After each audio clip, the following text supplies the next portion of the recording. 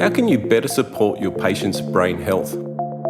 Tune into our FX Medicine Perspectives Forum, a live panel discussion packed with clinical pearls on hormones, movement, the gut-brain axis, and more. Watch the recording by logging into bioceuticals.com.au/education and walk away with practical insights you can use in clinic right away.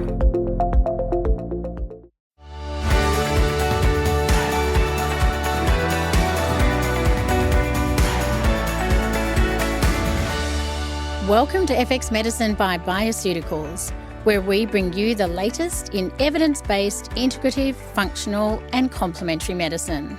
We begin today by acknowledging the traditional custodians of land on which we gather and pay our respects to their elders past, present and emerging. We extend that respect to Aboriginal and Torres Strait Islander peoples here today and wherever you are listening from. I'm Emma Sutherland and I'm thrilled to be joined by my co-hosts for part 2 of a panel discussion on the complex topic of cardiometabolic health. I'm joined by my fellow FX Medicine ambassadors, Dr. Adrian Lopresti, Lisa Costa-Bir, Dr. Michelle Woolhouse and Mick Alexander. Welcome back, everyone. Hi everyone. Hello. In part 1, we busted some myths, covered the pathophysiology involved in cardiometabolic disease, the assessment measures we use in our own clinics, and finished by highlighting key cardiometabolic hijackers. In part 2, we'll discuss treatment options, not only traditional treatment options, but also the treatments each of us has discovered through our clinical expertise and bring these to life via a case study. We'll end today with our favourite resources to use with patients. Now, when it comes to medications and treatment of cardiometabolic disease, I think the biggest change we've all seen in the last couple of years is the use of GLP-1 receptor agonists. I really want to dive into this, pick your brains on their use. What do we need to be more aware of? What does the research say? And how do we counsel our patients around their use? Lisa, I'm going to start with you first. What are you seeing clinically? So I've got a fair few clients using the GLP-1 receptor agonists, and many of these patients have tried and struggled with nutrition interventions, intermittent fasting, low carb, high protein, low fat, low calorie. We've all had patients like this that have spent years and years doing different dietary interventions and still struggle with their weight. So while diet and lifestyle interventions will always be the primary therapeutic, I think, for all of us as an intervention, we have to acknowledge that many clients find it really difficult to lose weight solely with diet and lifestyle, usually because the behavioural aspect kind of takes over. So for me, GLP-1 agonists, if they are to be used, they're just another tool to add in. They don't replace the healthy eating, the exercise, the adequate sleep, the stress management, all the things we've talked about in part 1. And GLP-1s were never designed to just be taken without changing the diet, which I think is really important for patients to understand. Probably the main concern I have, and something I think pracis need to be aware of, is that the reduction in appetite that occurs when using GLP-1s can lead to under-eating, and thus patients often find themselves with undernutrition, which I think can be problematic because even though they're losing weight, they're actually becoming more unwell because of this lack of nutrients. A recent 2025 study observed that in individuals with type 2 diabetes who had been using the GLP-1s for 1 year, over 20% of individuals had nutritional deficiencies and loss of muscle mass. So for us as practitioners, I think it's really important to be doing a big overview on what they're eating and making sure that we are ensuring that their nutritional intake is adequate, even if they are eating less. Now, on the flip side, one of the best features of GLP-1s, my clients report, and I think I probably agree with this, is the reduction in food noise that they experience. So those constant intrusive thoughts and cravings about food, even though they might not actually be hungry. So from this perspective, I find them very helpful. They seem to work by impacting areas of the brain involved with regulation of appetite and reward-seeking behaviours, including the hypothalamus. So in the research, we're seeing increased dopaminergic activity in that reward phase. When they're eating, there is pleasure and satisfaction, but there is no increase in that pursuit phase, which is why the food intake and the cravings are reduced. And I think we see with these patients who binge eat and have obesity that often those reward pathways can be altered, which is why they have problems just sticking to the diet recommendations that we make. So I think for me, this is an area where GLP-1s work very, very well. Research also recently published shows that they may reduce cravings and consumption for alcohol in alcoholics. So going back to what Michelle was saying about in part one, about alcohol being a huge contributor to cardiometabolic disease, I think a lot of my patients may be able to sometimes do the diet part, but then the alcohol part takes over. So I'm excited about the GLP-1 use, but of course they need to be used integratively and safely. What about you, Em? What are you finding in your clinic? Yeah, it's really interesting. I mean, they've been around long enough now that I've been able to zoom out and get a bit of a macro view for them and a macro feel for them. The first thing I want to do is counsel my patient around the weight. How much do they want to lose? And then the why. What's their why in losing that weight? Because if they don't identify that, then when they come off it, it's really not going to work as well as what they want. I always discuss realistic expectations that they still need to exercise, they still need to eat well. And I actually don't like a weight loss of more than 0.5 kilogram per week, because I feel that anything more than that really doesn't work well from a set point perspective. So I explain that set point theory to them. And I say, having a small amount of weight loss regularly and consistently is okay, because people hear the stories about, I lost 4 kilos in a week. It's not what we're aiming for. I do want to do a bit of gut preparation, because if there's any intestinal permeability, SIBO, anything like that, that is only going to become exacerbated with the slowdown in motility. And then I'm always discussing before they start the medication what the plan will be when they off-board the medication, because that rebound weight is real.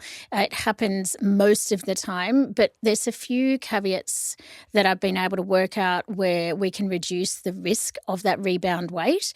The first thing is, you mentioned the food noise really gets dialed down when they're on these medications, which means when they're coming off them, the food noise will return. So they've gone from silence to a regular level of food noise, but it feels like a much louder level of food noise. So I want to prepare them for that. I do want them to be eating high protein. I'm aiming for around 1.8 grams of protein per kilo of body weight. I do want them on a high fiber diet of 30 grams a day. And then the adequate hydration. We forget about this piece, but it's so important, aiming for around 40 ml of water per kilogram of body weight. And of course, daily movement of 45 minutes. So that's what I see working clinically to keep that rebound weight off. When patients are on these medications, there's no way they're going to be able to eat 1.8 grams of protein per kilo, and there's no way they're going to be eating 30 grams of fiber a day. So it really is the offboarding that I'm focusing on, as well as the quality of their nutrition while they're on these medications. Mick, what are your thoughts on GLP-1s? What do you see? I think we're going to see a tsunami of these medications in the next few years. I mentioned in part one that I do a little bit of point of care testing in the community. And I was at a regional footy match earlier this year, and I tested a bloke who had been diagnosed with type 2 diabetes for over 10 years. Now, he started on semaglutide around about 12, 18 months before, and I measured his HbA1c at 5.2. So I've tested people before that have had type 2 diabetes, and I've never seen really anyone below 6.5 on traditional hypoglycemics. So I think that alone speaks volumes as to why these types of medications are just going to grow in the community. I can report that there are currently 10 phase 2 and phase 3 trials on new GLP-1 receptor agonists that display various levels of weight loss and other effects to the body. I should say, though, there has been some tests on oral semaglutide, but the side effects are quite high. Around about 52% of the people that did it experienced nausea, 24% experienced vomiting, and 28% diarrhea. So I don't think there's going to be any oral semaglutide anytime soon. One drug that was quite good in the trials was orforglipron. It's currently in phase 2 trials, due to finish in October 2027. It's an oral GLP-1 receptor agonist. You can lose up to 14% of your weight on that, and it does only have mild gastrointestinal effects. Its half-life is around 29 to 49 hours, so looks like it'll be once-a-day dosing, which is good for compliance. So that's an exciting one at the moment. There's retatrutide. Now, this is a triple pathway drug. This is a GLP-1, a GIP, and a glucagon receptor agonist. So, interestingly, the gastrointestinal effects are still quite high, causing around 16% of the participants in the current trial to leave. And the current trial is due to finish in May 2026. However, it does offer slightly better weight loss than either semaglutide or tirzepatide. It can reduce your weight by up to 24%, whereas tirzepatide is around 22% and semaglutide 17.4%. Now, it's not all about the weight loss. It should be about a healthy weight level and body composition. And this is where a monoclonal antibody called bimagrumab has been shown to stimulate skeletal muscle growth and improve body composition. Now, in a 48-week phase 2 trial, it was associated with a 20.5% reduction in fat mass and a 3.6% increase in lean muscle mass. So at the end of the trial, the participants had around about a 6.5% total weight loss, which, when you're looking at putting muscle on and it weighs more than fat, that sort of makes sense. So it was all about body composition. But interestingly, it's now in another phase 2 trial and it's being combined with semaglutide. So it'll be interesting to see what happens with that. So my thoughts are that these will become part of the landscape, cardiometabolic landscape. So when people have issues, they'll either be put on an antihypertensive, something for cholesterol, and something for body composition, whichever way it comes out. I'm glad you mentioned the skeletal muscle loss there, because it's one of my bugbears with these medications, particularly because in my patient demographic, working with women, often in this perimenopausal, menopausal age, or even preconception, the loss of muscle is the worst thing they could do for their health. So I really do, all the naturopathic strategies possible, but at the same time, these medications do tend to lower muscle regardless. I was just going to say, so yes, you're absolutely correct. Muscle loss means bone density loss. So that's what it's all about. Exactly. Michelle, as a doctor, I'd love to get your perspective here. I love this discussion too, because I've never really seen a drug that has had such a significant kind of game changer impact in my 30 years of practice. And I think GLP-1s, it's good to note they've been around for about 20 years. So at least we can have a little bit of, trust in their safety, longer term. But I think it's really important to recognise that they aren't for everyone. Of course, there's a fairly big financial contribution, and that really puts them out of reach for many people. But in a recent trial that was published called the STEP 5 trial, they found that patients taking 2.4 milligrams of semaglutide found that about 25% experienced less than a 5% reduction in body weight.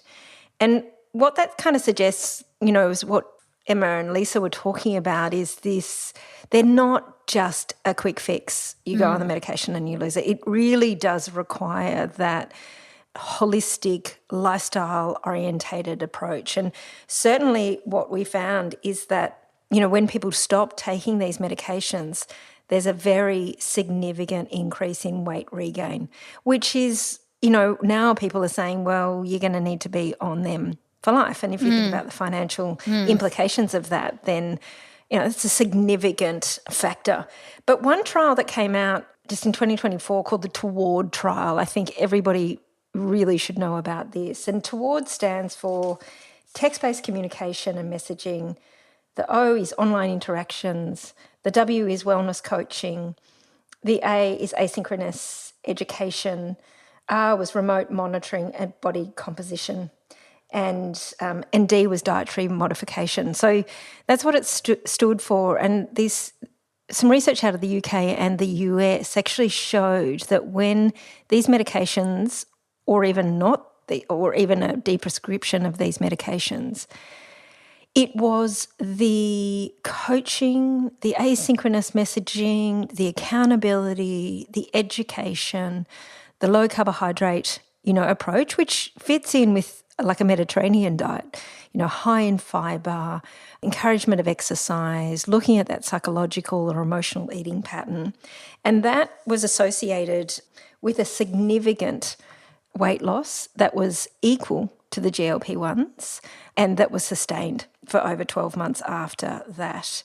And you're right, actually, mentioning this loss of muscle mass, which is a big issue. I mean, obviously, if you're losing 20, 30 or 40 kilograms of weight, which some people are doing, there's a natural decrease in lean muscle mass required. A lot of people that are in the obese category actually have very hypertrophic gastrocnemius muscles in which to kind of stabilise them. So it's natural, if they don't need them anymore, that lean muscle mass will decrease. But I'm very concerned about that, and I think that introduction of muscle building has to be foundational.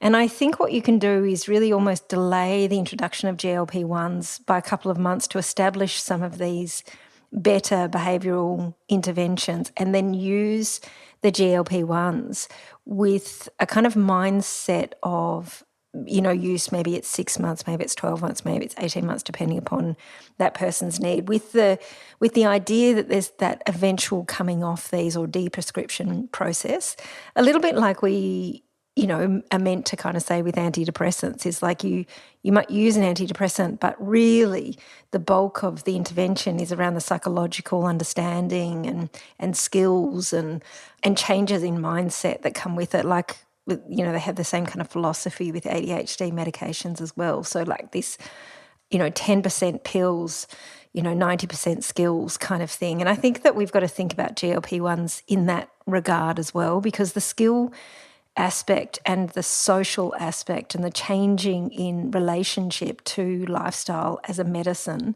is such a powerful underlying principle that will help to sustain that cardiometabolic impact, which is why we're using them in the first place. Great reminder there, and some really good insights. I think the patients that see me, they either fall into the I'm going to use it for 6 weeks because I've got an event on, or they think they're going to be on it forever. And what you're really counselling is this middle ground of where we can prep well for the use of it, we can onboard it for a determined period of time, and then offboard it in a way that works for this long-term health of that cardiometabolic system. Yeah, exactly. Yeah, I recently read a small 2024 study involving only 40 patients, but what it showed is that over 16 weeks, statins can cause a sharp drop of natural GLP-1 production up to 50% due to the impact of GLP-1s on the microbiome. So there's a complex interplay here. Mick, can you tell us a little bit more about statins? Yeah, I had a look at that study too, that 2024 study. What happened is there was an inhibition or reduction in Clostridium in the gut, and that reduced levels of ursodeoxycholic acid, one of the bile acids, and this led to the decrease in GLP-1 levels because ursodeoxycholic acid stimulates L cells in the ileum which promote GLP-1 secretion. So that's what was going on in that process there. But in a general sense, statins can actually have an effect on or make you more prone to, say, cardiometabolic disease and type 2 diabetes. And they can do it in basically a two-step process. Firstly, statins can impair insulin secretion by increasing cholesterol buildup in pancreatic beta cells, and this leads to some form of dysfunction there. They also promote insulin resistance by disrupting glucose uptake in muscles and increasing glucose production in the liver. And these effects have been shown in both in vivo animal studies and in vitro studies. So in human trials, we tend to see this mainly in high-potency statins at high doses, things like atorvastatin and rosuvastatin. So that's the process there. But you may or may not be aware that there is a new drug that might become an alternative to statins. It's called bempedoic acid. Now, bempedoic acid is available overseas. What it does, it inhibits ATP citrate lyase, which is a key enzyme in cholesterol synthesis. So in a nutshell, ATP ATP citrate lyase generates the acetyl coenzyme A of HMG coenzyme A reductase, so part of that molecule. And of course, statins block the HMG CoA reductase. So bempedoic acid's a prodrug and needs to be activated by an enzyme, and this enzyme is mainly found in the liver and is totally absent in the skeletal muscle. So we don't see these SARMs or skeletal muscle effects with this particular medication. It reduces cholesterol synthesis and increases LDL receptor expression to enhance the clearance of LDL from the blood. It also reduces gluconeogenesis, so does an opposite effect to what the statins can potentially do, and also reduces fatty acid synthesis and systemic inflammation, so reduces C-reactive protein. So some of these are all quite good positive metabolic markers that we see. On its own, it can reduce LDL by around 30%. If they combine it with ezetimibe, another drug, it goes up to 45%. So still not quite as good as statins. They can reduce cholesterol or LDL as much as 50%. And there have been some side effects associated with it. It can potentially cause gout and has been known in some of the trials to cause tendon rupture. So there are some issues with it. So will it knock off statins at the moment? I don't think so, but I do think as time goes on, this is the first of its class, I think that as time goes on, they'll probably get something that will be more effective with less side effects. So yeah, they're all looking at ways to try and reduce these downsides with statins. Okay, perfect. So a zoom out summary on this. Lisa, you talked about the lack of food noise when you're on a GLP-1, but also the risk of undereating. I talked about the strategies that I'm using in clinic to get results for patients both during and then after medication use. Mick, you pointed out the research on GLP-1s and the potential new class of medication to address the muscle loss, plus the statins and the new drugs coming on that front. Michelle lovingly highlighted the risk of rebound weight and how a coaching style program could give better results long term. And I have to say, I couldn't agree with you more. Now, before I go any further, a quick reminder, you can find all the show notes, transcripts and other resources from today's episode on the FX Medicine by BioCeuticals website. Now, to bring both part 1 and part 2 of our discussion on cardiometabolic health to life, let's share a case study and how each of you approach it clinically. Lisa, can you tell us about your case? I can. So I had a female patient, age 40, 130 kilograms, 173 centimetres, so calculated BMI was 43.4, categorised as obese. Now, she presented wanting assistance with low energy, glucose control and weight loss. She was taking 1 gram of metformin per day plus 1 ml of Ozempic weekly. Her vitamin D was 48 and her markers of inflammation, so her ESR and CRP were both elevated. Liver function was normal. There was a strong family history of stroke, diabetes and heart disease. Now, she also had 3 small children and was studying full-time, so the mental load was quite high. Her appetite was quite low in the morning, which I don't find uncommon where there's issues with glucose control. There's lots of meal skipping and forgetting to eat till 2 p.m, but she would prepare everything for the kids. And then she reported stress, eating and binge eating snacks at night. Her dietary recall was very high in refined carbohydrates and inflammatory fats at night, so lots of pasta, lots of cream.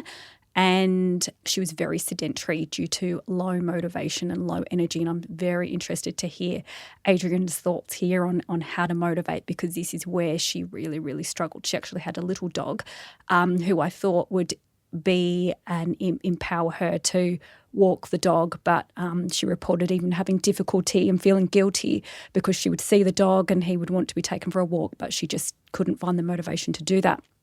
So the goals for me were to assist with sustained energy throughout the day, blood glucose control, reverse the insulin resistance and elevated cholesterol, weight management, definitely lots of stress support, gut health due to the fact that she also had lots of diarrhea and low appetite. and manage the inflammation and correct the vitamin D deficiency. So, of course, I'm not going to do all of that in the first session.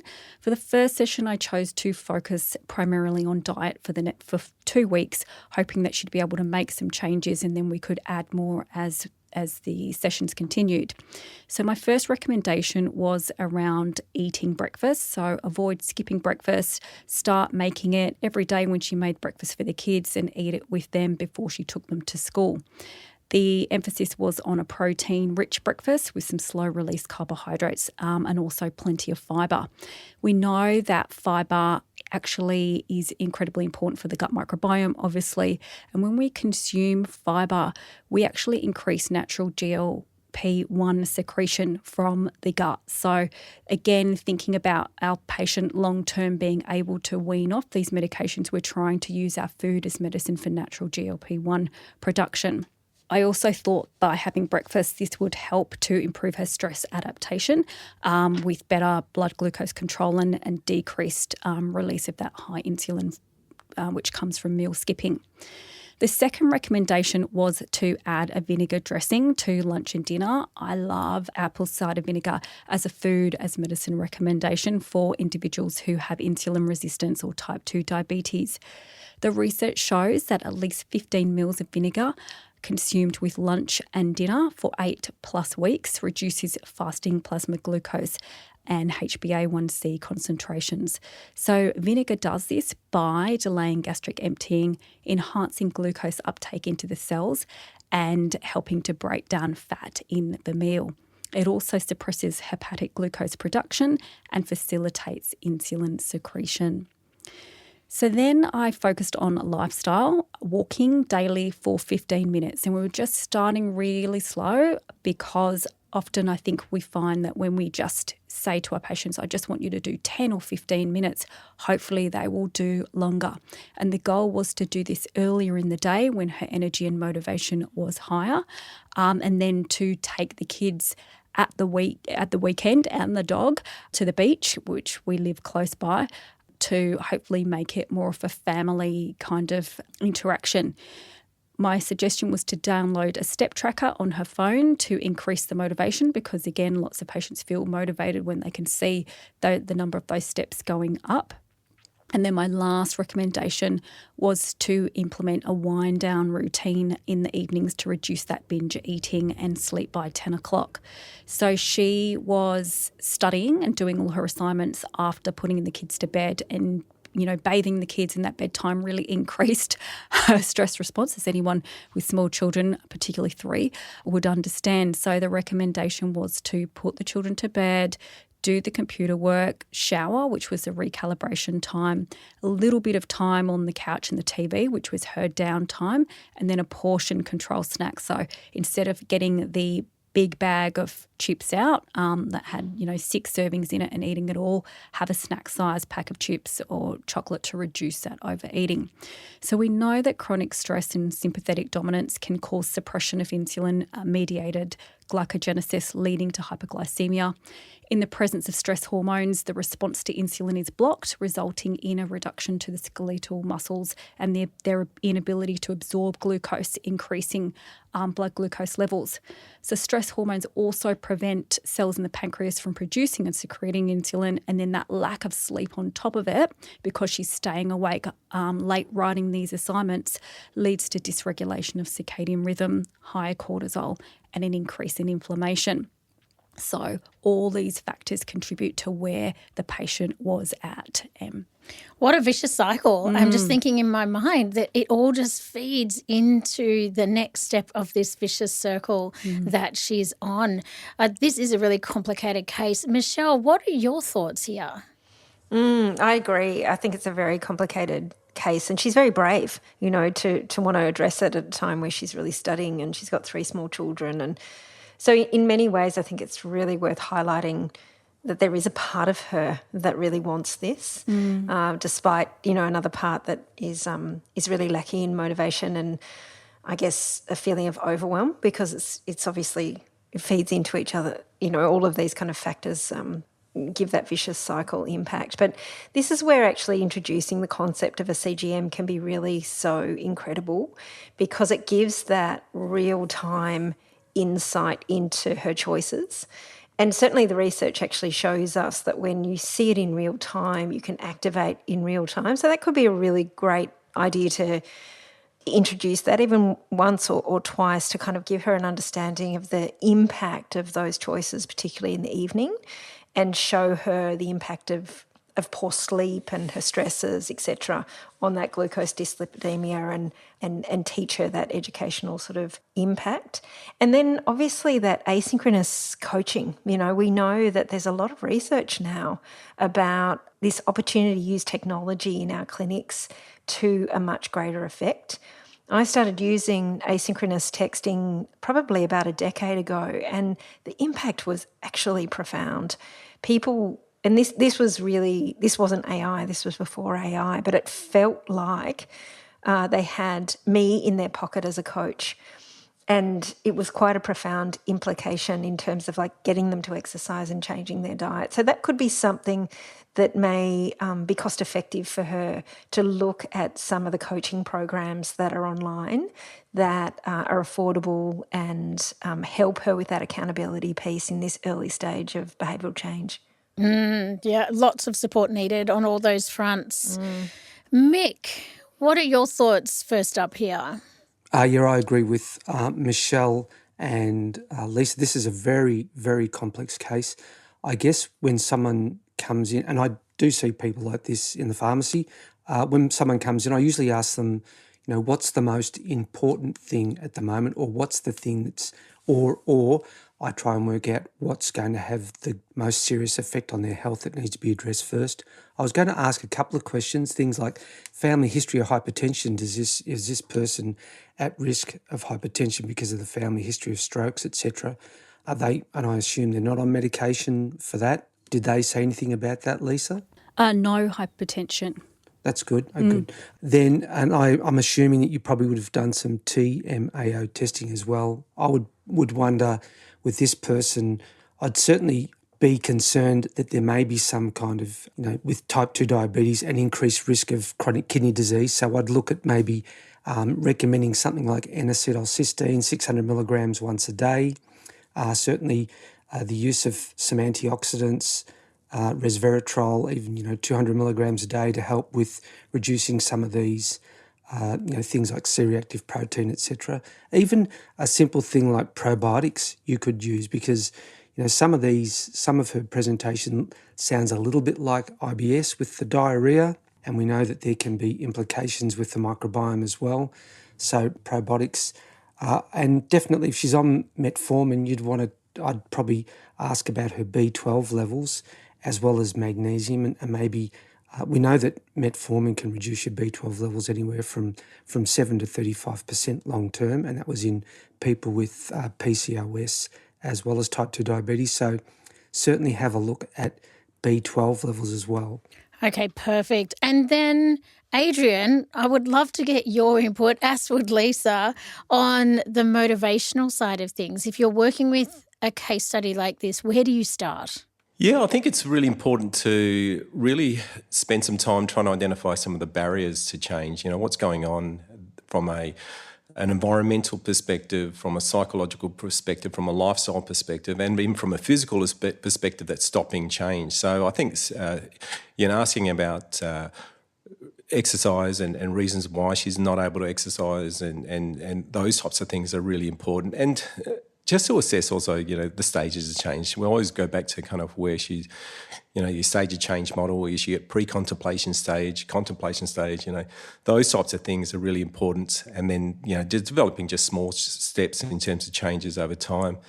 The other thing I noticed is, certainly binge eating. I mean, if people are concerned about eating, the other thing to consider is psychological treatment for binge eating. There's certainly very effective treatments for binge eating, and there's cognitive behavioural therapy that looks at kind of your thoughts and your triggers and your negative self-talk and increasing food choices, and then developing a really good self-care plan. I think that's really, really important, and to just again think about those types of things that she can do to help improve her overall self-care. And then finally, you've got your different cortisol-regulating herbs, potentially your magnesium, your omega-3s, your vitamin C, your ashwagandha, your L-theanine. Those types of things are always really good options for her to consider if she's struggling from a stress perspective. And then, even from a sleep perspective, your sleep-promoting ingredients like magnesium, glycine, L-theanine again, saffron, those types of things are really good.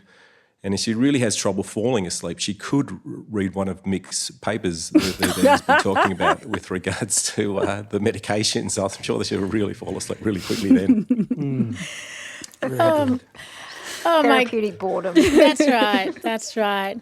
But when we're thinking about standout complementary medicines, Lisa, what did you actually give her? Talk us through what you did and why. Okay, so Adrian, you were spot on. I did actually give her withania for that cortisol aspect and to help her adapt to stress. It's a beautiful nervine, an anxiolytic. I also gave her gotcha cola, which is one of my favourite herbs, another grounding nervine and adaptogen, because I really felt that the HPA axis dysfunction was a primary driver in the binge eating and a lot of the things that were happening for her. I also gave her St. Mary's thistle, which we know is a really good hepatoprotective, but a lot of people don't know it's also great for improving insulin sensitivity. It's also a gentle bitter, so I felt like maybe it would help to increase her appetite a little bit. The other herb I gave her was Nigella, which is one of my favourite herbs to use for thyroid dysregulation, which she didn't have. Within the research, I'm familiar with Nigella for improving thyroid function, increasing T4 and T3 and reducing cholesterol in hypothyroid patients. I didn't actually know that it also improves metabolic health in individuals who have a lot of diabetes, hypertension, and elevated blood lipids, even if they don't have a thyroid issue. So great research, heaps and heaps of research on PubMed if you want to go have a look. Systematic review, meta-analysis in individuals with type 2 diabetes showing decreased blood pressure, improved glucose control, improved lipid profile in individuals taking Nigella. So it really is a standout herb in the cardiometabolic space for me. So that was the herbal formula. I also gave her a vitamin D supplement, 5,000 IU a day, because her levels were so low. And even though I'd made the recommendation around getting outside for the walk and the beach, that was a work in progress. Yeah, and you want to get those levels up faster than what that alone can do. Mm-hmm. And we know from the literature that overweight people will uptake that vitamin D from a serum perspective more slowly because it needs to saturate the adipose tissue first. So going with that higher dose really makes sense. Michelle, what would you have done in this case, in as far as any other complementary medicines that you think are indicated for this patient? Yeah, well, I agree with Lisa. I think stress is such an underlying driver, and this woman having significant adiposity, she really has to unwind this dense kind of issue slowly. And, I think that psychological support and really kind of calling this out for her in terms of her bravery and how long it's going to take. Obviously, looking at the dose of Ozempic, that could be increased, or she may even want to sort of swap it to a Mounjaro, which has that dual effect and has, I guess, in the research, the chance of increased weight loss over the longer term. So that's something that she could get to have a few wins on the board that might help her with her motivation. It feels like she's on that Ozempic and it's not really being used in the right kind of way that's going to, and it's an expense as well. So that means she probably has to divert funds elsewhere. But certainly I love the fact that you've supported her liver function, which even though she had normal liver function tests, it's likely that she has underlying fatty liver given the level of obesity that she has. But I also like berberine as a complementary medicine to help her with that glucose dysregulation that she's likely to have given the fact that she's got such significant adiposity. And I also love a lot of the basics in terms of things like a B group vitamin to help with her nervous system and her HPA axis. And likely because of the poor diet that she does have, high in saturated fat and pastas and carbohydrate-rich kind of foods. And B3 can help with appetite regulation as well. So Things like that are simple and cost effective can go a long way to help this woman really, who sounds like she's at the start of her journey, and it will be a long time, and really calling out the bravery that it is going to take and the psychological change and social support that's going to be required for her. Well put. I think us being a cheerleader in their corner, no matter what kind of health practitioner we are, is so important. And just to meet the patient where they're at, she is not going to be able to onboard a lot. And I love, Lisa, that you started with diet alone initially, because it can be very overwhelming for patients when we do too much or ask too much of them. Anyone have any other complementary medicines that haven't been brought up yet? Mick, was there anything else for you? Look, I think I might have mentioned it in my little bit before, but really might consider a probiotic with this person, particularly if the diarrhea could be from the metformin. Maybe look at dose adjustment on the metformin. If she's on, maybe like as Michelle said, maybe they would increase the dose of the Ozempic, reduce the dose of the metformin, depending on what effect they wanted to do. And ubiquinone for this patient, ubiquinol or ubiquinone, CoQ10. Perfect. So this case was... Oh, Michelle, sorry, you go. I was just going to concur. I think I agree with CoQ10 for this person too, just in terms of her energy regulation and protection for her cardiovascular system. Brilliant. So this was a great case example of what we see every day in clinical practice and the kind of strategies that we would use to improve that cardiometabolic health. Thank you, Lisa, for sharing that case with us. Now, as cardiometabolic health is multifaceted, sometimes we need to think outside the box. What are some innovative ideas when it comes to treatment? How do we bring lasting change to a patient that just wants a pill or a supplement to fix their problem? Adrian, I have to start with you now. What do you think is important here? Yeah, you mentioned lasting change, and I think that's really, really important. And one of the things I want people to think about is relapse prevention. So often people can get things right and start making some really positive changes in their behaviour, but then they kind of relapse and they kind of start changing their behaviours and reverting back to old habits. So I think it's really, really important for us as practitioners to spend some time developing a relapse prevention plan with our clients, talking about high-risk situations, high-risk times, particular emotions, particular people, particular places, or even physical states that might trigger a lapse and frame it that as a lapse as opposed to a relapse, and developing a plan to help manage those high-risk situations. And they could be it could be even, like Christmas time and things like that. So, how do you manage those situations? How do you manage vacations? And often what will happen is people will kind of revert back to old habits, and then they start engaging in negative self-talk and go, oh, I've done it again, I failed, and then they never revert back to getting back on track again. So I really encourage people to spend some time after some change has occurred and they're doing really well, to not just leave it at that, but speak to your clients about relapse, high-risk situations and how to manage those situations. I love the insight there around Christmas or times like that, because you hear it all the time. Patient will go on holiday and then they come back and all their good habits have gone to the wayside and they're feeling the worse for it. But it is so common. So having those front-loaded conversations around those circumstances would be so beneficial. Definitely. Now, Mick, are there any strategies you see working well in clinical practice? I like a quick win, and that gets the patient to get more buy-in to what we're trying to achieve. With this particular patient, I think Lisa really addressed that quick win really well, where she looked at stress and looked at that aspect of this person's complicated case. And I think if you can get someone less stressed, they'll make more reasonable decisions and they're more willing to make decisions like that.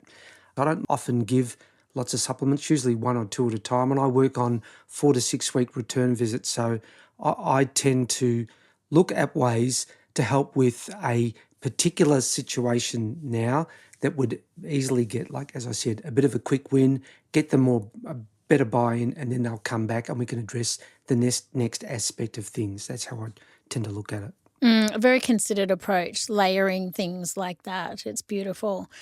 Lisa, any tips for us on how you manage this kind of thing clinically? Yeah, look, I think a lot of patients, and me included, we would love a quick solution to our problem. But the reality is that if something sounds too good to be true, it usually is, right? So Yeah.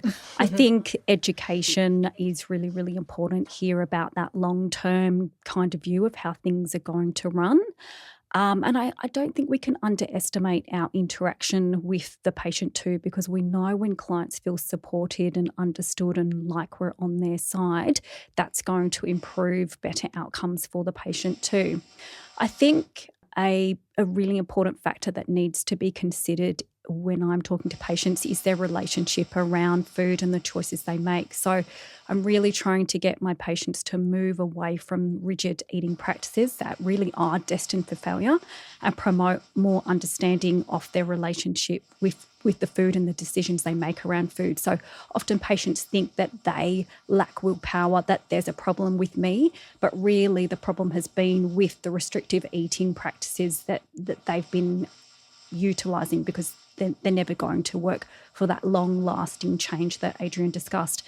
So I think I love the idea of the relapse prevention and this idea of progress over perfection. So I think understanding more about this rather than just recommending patients should eat this and that and expecting them to be able to implement that change needs to be considered too. Great reminder, and it's a very respectful way to work. I really appreciate that. Michelle, what do you think is missing when treating tricky cases?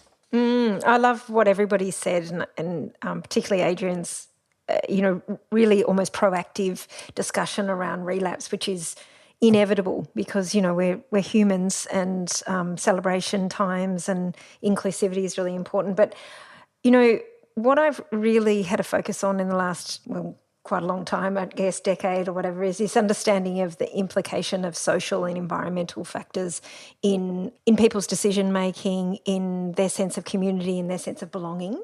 And often what you find with people that carry weight for a long period of time is that there's often a social implication of that. People share cake together, or they love, eating, socially together. And when one person in that community starts to lose weight, there's often a bit of a pushback to the other people in that community if they're carrying a lot of weight. And there was a very famous example of how community support and this sense of social medicine worked. And it was a time, it happened in Chicago. It was called the Daniel Plan. And there was a pastor who was very charismatic, and he had about 15,000 people in his congregation. And the majority of them were carrying excessive weight, including himself. And he teamed up with Mark Hyman, who many people would know is an integrative doctor, and Daniel Amen, who's an integrative psychiatrist, and Dr. Oz. And they arranged this, model where they would meet every Wednesday evening at the church in small groups, and somebody became like a champion of that particular group. And they were there to support each other and share ideas and, how did they, manage that particular setback, or did they do something new that particular week? And so it was very social and people really enjoyed it.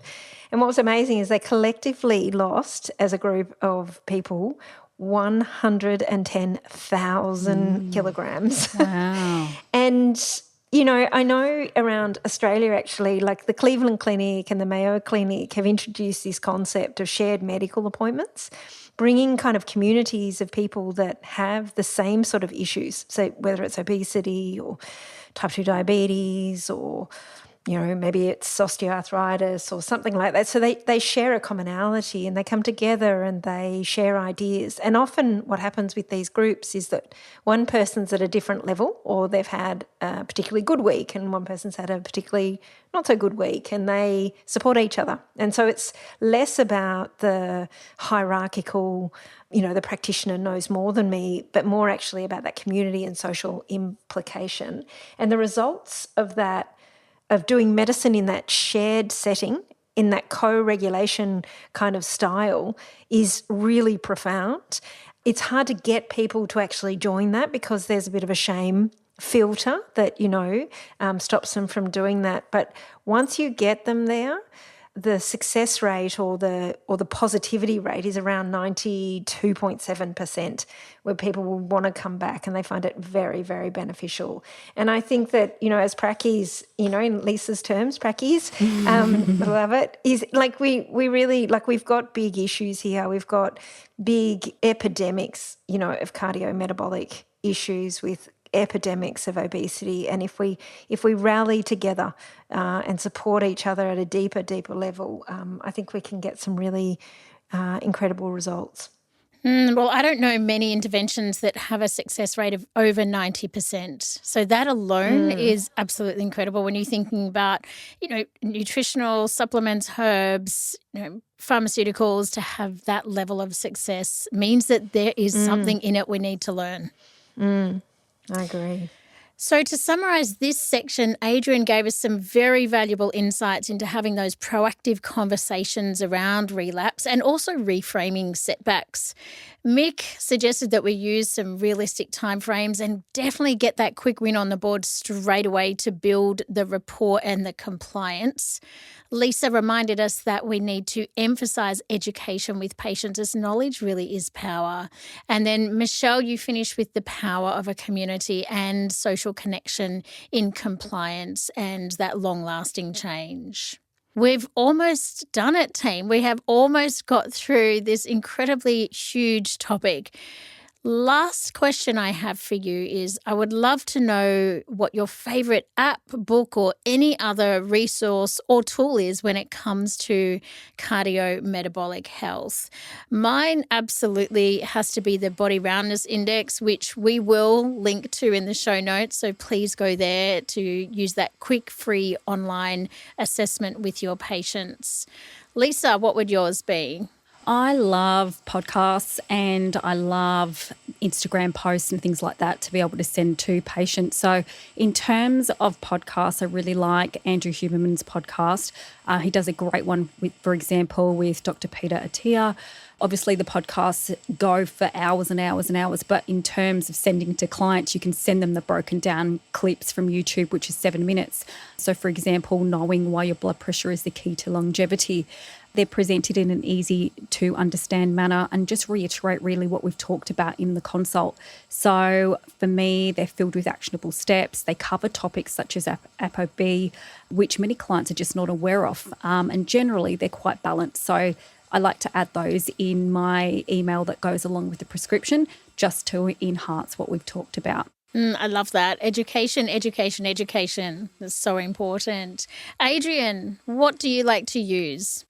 Yeah, I think there's some great apps out there, and particularly around mindful eating and managing cravings and goal setting. I think there's some great options for people to download and try, and really just try for a little while, see if it kind of works for them. Not one an app might be a preference for one person, and then somebody else may not like it; they prefer a different one. So I would try different things, download them. Hopefully they're free, and utilise those. I think they're good options. And then obviously learning more about habits and behaviour change, I think, is always really good. So books like Atomic Habits, and there's another one called Tiny Habits, which are also good behaviour change books to consider. Fantastic. Thank you. Mick, what's your preference for apps, books, resources? I think if someone wants to keep a check on their cardiometabolic metrics, I think you can go into pharmacies and use those health stations that are in there.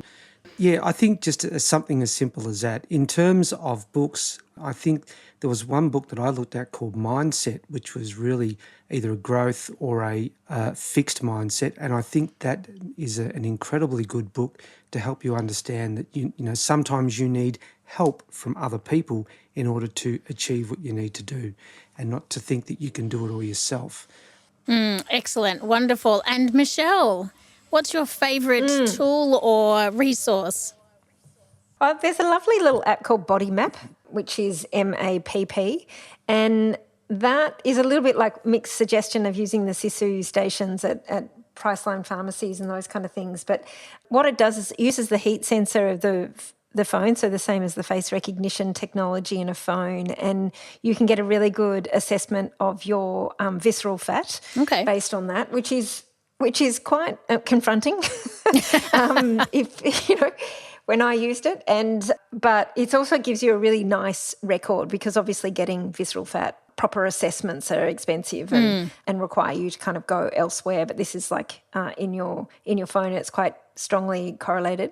But I also love the work of Michael Mosley, rest in peace, gorgeous man, who I think really made just such a phenomenal difference in this space. And his books are so approachable and so encouraging. And I know his cookbook, which is the Fast 800, and not necessarily advocating 800 calories, but a lot of those recipes are so simple, easy. They really kind of appeal to people that are busy and have to cook a nutritious meal at night. So, and then a lot of his podcasts or TV shows just, really have created a different way for people to really look at their cardiometabolic health. So, yeah, I think he was a wonderful gift to the world. I have to concur. He brought a lot of education to the world. So we have the Body Map app and Michael Mosley as being your two resources. So now that we're at the end of our second episode on cardiometabolic health, we have covered treatment in this episode. I'd just like a one sentence from each of you around what stands out for you from today's discussion on treatment. Lisa, let's go. Well, I think what I've learnt today is that treatment is multifaceted. There's so many different things that we can recommend, but of course we always have to think about the client and apply that client-centred approach. Perfect. And Adrian? Yeah, I mean, I think for me it's the multidisciplinary approach, the fact that you've got all these different practitioners and utilise the different skills that we have. And I think that today's has shown that naturopaths and GPs and pharmacists and psychologists have just a great different approaches and different ideas that they can help our clients.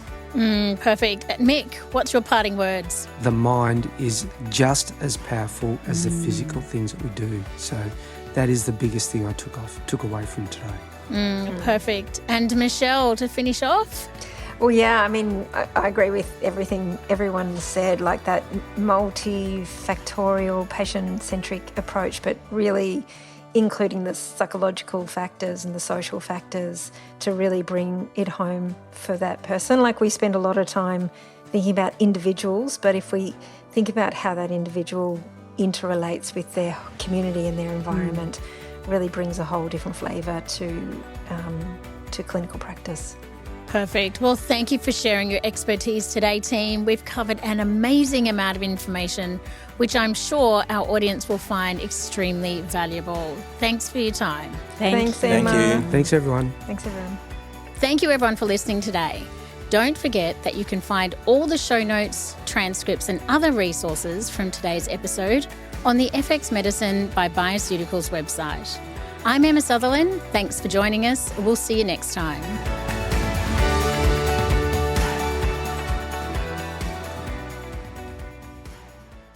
Enjoyed this episode? Subscribe to FX Medicine by BioCeuticals on YouTube by pressing our logo. You can also head to bioceuticals.com.au/education for more healthcare professional resources.